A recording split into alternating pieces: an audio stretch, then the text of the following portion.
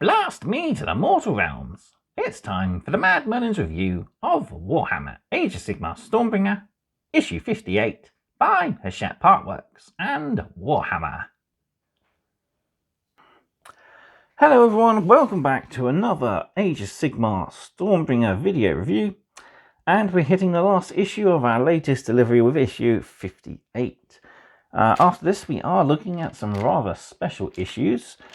But we got a paint issue this time around, but we do have a brand new battle mat to look at, which is going to be pretty cool. So before we dive into the issue, don't forget to, of course, do the usual, which is like the video if you are enjoying the content, as it helps push the videos out and gets the channel noticed.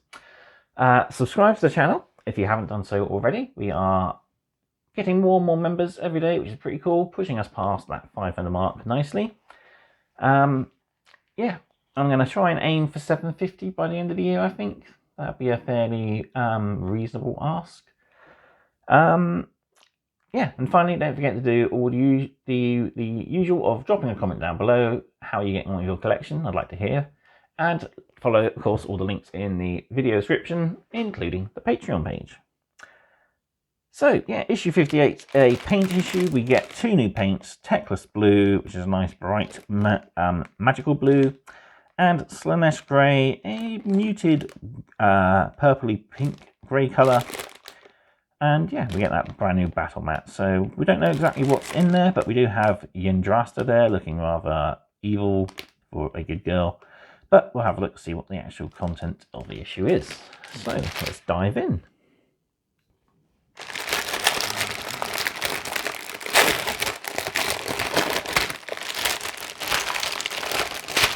Oof, there we go. So, we've got our two new paints, Techless Blue and Slanesh Grey. So yeah, like I said, rather nice bright blue. A bit of an odd choice if this is going to be highlighting our Stormcast. But yeah, could be useful for some of our other units. And yeah, Slanesh Grey is going to be used for our Caradron and a lot of our Squig units, highlighting the gums there that were done Barringlar Burgundy. So we also have a pretty cool brand new battle mat. I'll try and show as much as I can. So yeah, we got a bit of a ruin here, some dried up pools by the looks of things, some barricades, and again some ruined buildings there. So it's a bit of a blighted chaos waste type deal. Pretty cool nonetheless though. And then on the other side, yeah, we got our usual sandy desert. I'll put up a couple of high detail images at the end of the video to show the sides in full. So, right, we'll dive straight into the issue, I think, and see what the new colours are used for. Alright, so we have a brand new story, Soul Raid. We have a history about the Realm of Death. We got an article for the Gloomspite Gits, Visions of the Bad Moon, something to add a little bit more detail to our Gloomspite Gits collection. For paint article, we have a tutorial about relayering, and then we put our new paints to use. We have the Stormcast Eternals battle traits, we have Cruel Boys battle traits, and we have Shooting the Messenger as our new battle plan. So, we have a brand new story featuring, this time, the Idoneth Deepkin. So, across the mortal realms, there are countless small settlements, the inhabitants of which live amongst the constant war, violence between the great powers. Here a fisherman recounts the day the Idoneth Deepkin came to his village in force. So yeah, Soul Raid, a story about the soul-hunting Idoneth Deepkin. A failed attempt to create the perfect elves by Techless. They are probably some of the least friendly of the forces of order. They're piratical. Like I said, they don't have souls of their own, so they hunt down souls of other people. And yeah, they're a bit of a black sheep when it comes to the forces of order. But they do have their uses. They keep protection of the seas of the mortal realms, at least. So yeah. And then moving on, we have a history about the Realm of Death. So the history of Shyish is a tale of war and of death. Since the age of myth, it has been the home to the servants of Nagash and his undead Mortarks. Many powerful armies of the living remain within the realm, and the force of chaos press hard upon the inhabitants in the land of never-ending toil. So, the world of Shyish is the realm of Nagash and is subject to his will. From his fortress city of Nagashazar. So yeah, the War of Bones. So Nagash facing off against Chaos there. During the Age of Chaos, the realm of death was invaded by the Dark God's servants. Living and the dead stood against the onslaught, but the attack would not be halted. During the Battle of Black Skies, Nagash himself came face to face with Archaon. Nagash was struck down, and his spirit took centuries to recover. And then we have a realm inverted. So normally in the realms, death is second to life, but this one is death is more important than life because it is the realm of the dead. Moving on then, we got our little article for our Gloomspite Gits. So this is the Visions of the Bad Moon. So we can use this table to generate backgrounds for any Gloomspite Gits units that you add to your collection. To do so, roll D3, pick from the row, then from the column, and you'll get your result. So we got the boss Gits there, so a little bit of background for our boss characters, the groups of Gits, so our units, and the shroom-addled Gits, so those are a little bit more addicted to the mushrooms. So we have a tutorial here all about relayering. So in this guide, we'll learn everything about relayering. This technique allows you to emphasize highlights on areas in your models that have soft textures, such as cloth and skin. Whenever you see a relayer keyword in the future tutorial, you can use this guide to help you work out what you need to do. So for relayering, you want to start with a base layer. So you want to paint a layer over the highest part of the area you're relayering. Paint along the length of the erase area. So keeping the shaded area here, you want to paint downwards. Then painting another thin layer over, but this time not covering up the full area. So you want to draw it down to about here and leave a little bit of the undercolor there. And then finally a third layer over the first two from the outside in. Each layer should be thin enough to show the colors underneath. And we got a description here of relayering a Gryph-hound with Wraithbone there. So we see it shaded down with Skeleton Horde, and now we're highlighting up to get a stronger colour of the Wraithbone back on the skin. And then we've got a couple of tutorials here. So relayering clothed areas. So tutorials about following along the folds of raised areas. On skin, so Backnar Burgundy details. And again, that Wraithbone detail on the Gryph-hounds there. Next up then, we have how to highlight our colours. So we're using Techless Blue and Slanesh Grey to highlight up our models. So first we want to relayer Kantor Blue over the cloak, and then we're using Techless Blue to highlight the raised folds and sharp edges of the cloaks, as well as the armour panels and the feathers on the Gryph-hounds, as well as the carapace there on the winged bug at the back of our tree revenant there, Arc Revenant. We're also using Techless Blue to pick out the vials and light blue mushrooms on our grots there. And finally, we're picking out the sharp edges of the gems on the Thundrix Profiteers that we painted a few issues ago. Next up then, we're relayering Backnar Burgundy on areas such as the tongue, cloth, the skins, and then we're highlighting with Slanesh Grey. So we want to highlight the larger areas of the skin, picking out the rough textured details there, and then picking out the larger sections there with a highlight. We also want to use Slanesh Grey on the pink stones on the base of Thundrix Profiteers. Highlight the spider on the back of our Sneaky Snufflers, the tunic on our Grot Loader, all of the Barrett Burgundy details that our Caradrons have, so flight suits as well as solid pieces of metal there. We also want to pick out the details on the tongue, drawing thin lines across.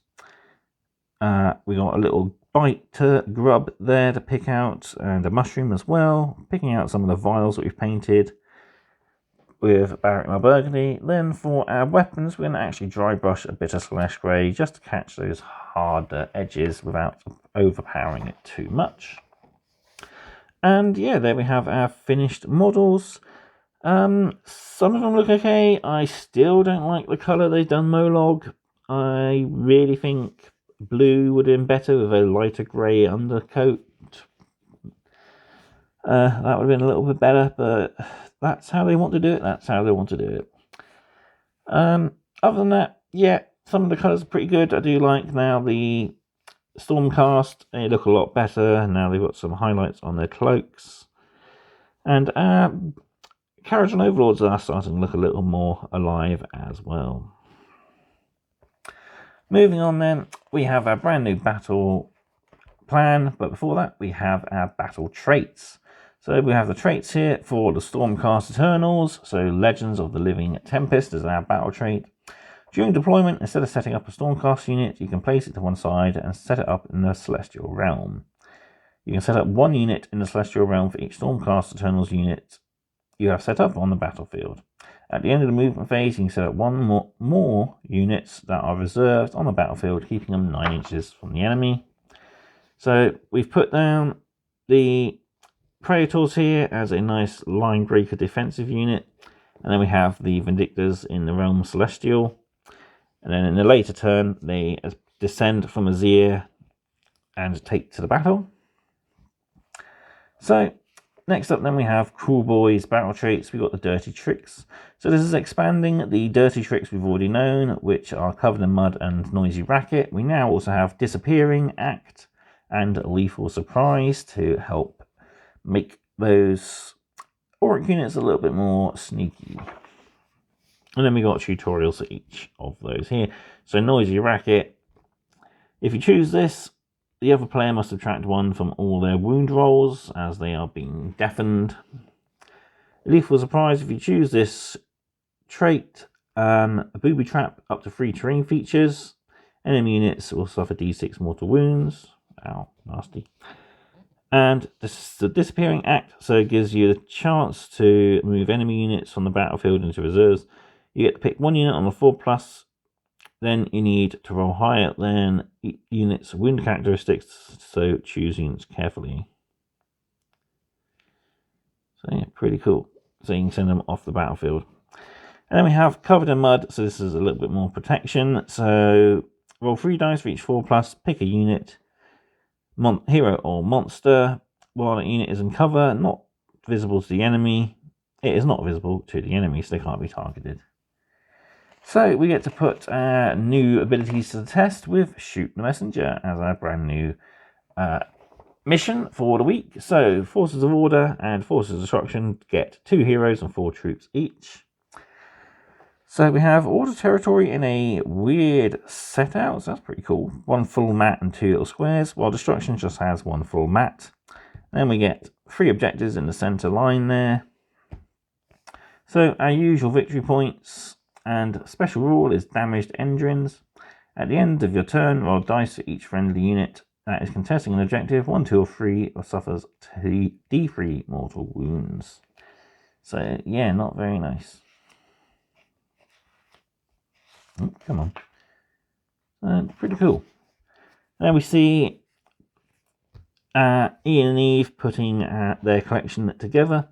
So Eve has gone for the Knight Judicator, Vindictors, Spite Revenants, True Revenants, Praetors, Lord Imperatant, and Stormstrike Chariot, while Ian's got the Boingot Bounders, Fungoid K Shaman, Zarbag and his Gits, Sneaky Snufflers, and Loon Smasher Fanatics.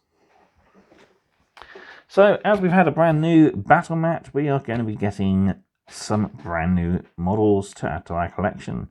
So this is pretty much everything we're going to be getting for the final few issues. So we've got Lord Commander Bastion Carthalos there. We have the Stormcast with the swords, Vanquishers, I believe they're called. We have the Arcanaut Admiral there, and the awesome Stormdrake Guard. Then we get remaining pieces of terrain, so 2 of these Guardian statues and another set of the Sigmar domiciles.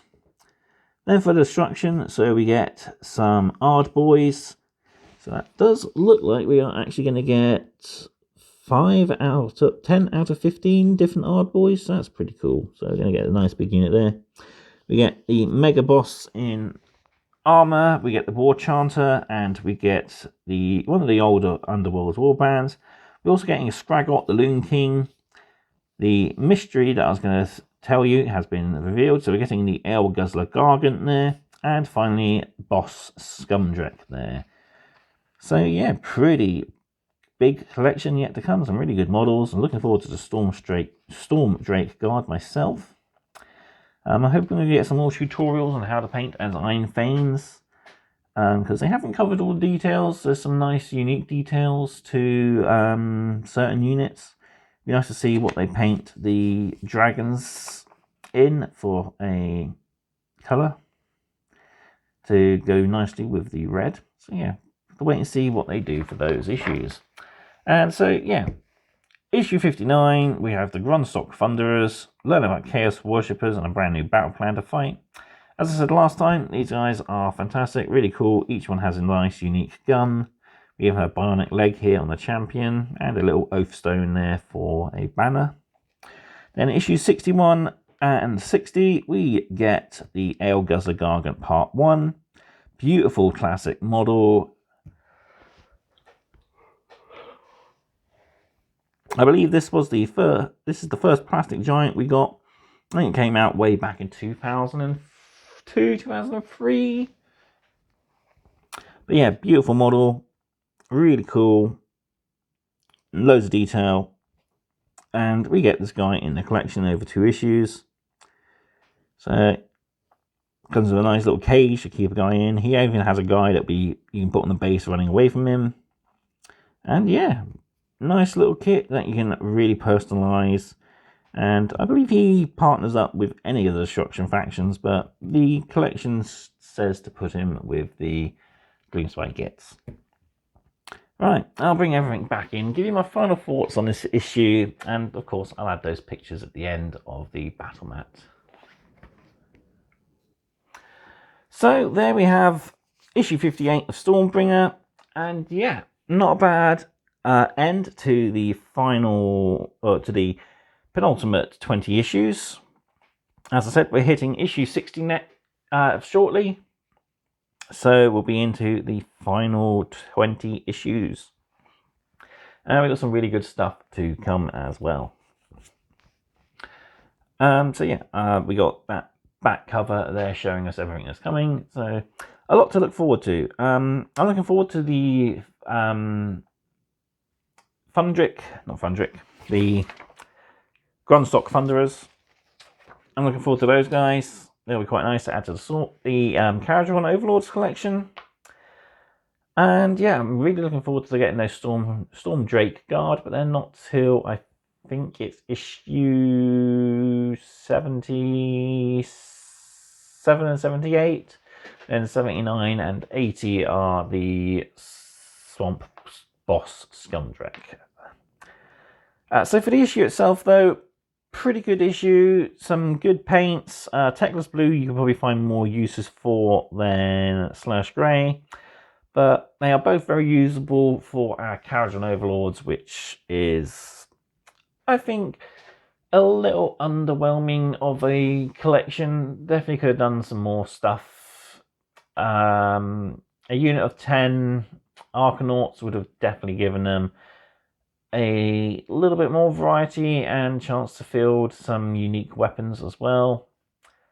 Who knows, maybe those extra, if we do get extra 10 issues, I'd have thought they would have said something by now. Perhaps we will get 10 extra issues, and perhaps we'll get some Arcanauts in that. As I said in my other video, I would like to see perhaps some stuff to help those characters that we've had be a bit more playable. They've got lots of rules that aren't going to get used because they haven't got units that can be affected by those rules. So it would be nice to have something. Maybe some clown rats and a lightning cannon for the bombardier. So something to bodyguard him, and then something for his cannon abilities. Radikar could definitely do with his royal court to protect him. The ogre. Unit of 6 ogre bulls would be quite nice. Maybe some iron guts as well, or lead belchers. For the cannon wielding ogres, that'd be quite nice. Give them a couple of units to choose from. And yeah, for the Cities of Sigmar, either some of the newer kits or some of the older kits, just for that assassin to have something to hide in. And yeah, say they are part of our Stormbringer Crusade and are part of the mortal levy, sort of, to help protect the settlements. So yeah, that we are setting up. That's just my thoughts. We'll hopefully learn very soon about what's going to happen to the collection. I know we are coming into a brand new edition very soon as well, so that's something to be considering. I'm definitely looking forward to it because the Skaven are getting some love, and we are getting some terrain, hopefully some Skaven terrain. That would be quite nice. But I said I was going to do another video about that, so that will be coming up. Or if it might have already happened.